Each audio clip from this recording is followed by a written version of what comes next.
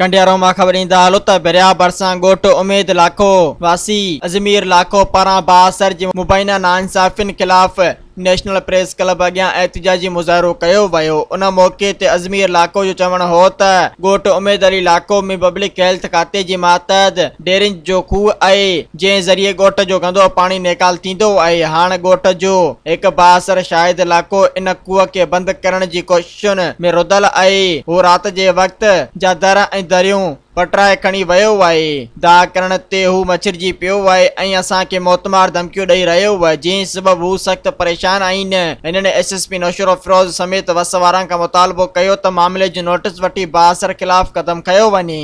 मज़ीद ख़बरनि ऐं तफ़सीलात लाइ विज़िट कयो असांजी वेबसाइट www.awamiNewsHD.com ऐं ॾिसंदा रहो अवामी न्यूज़ HD।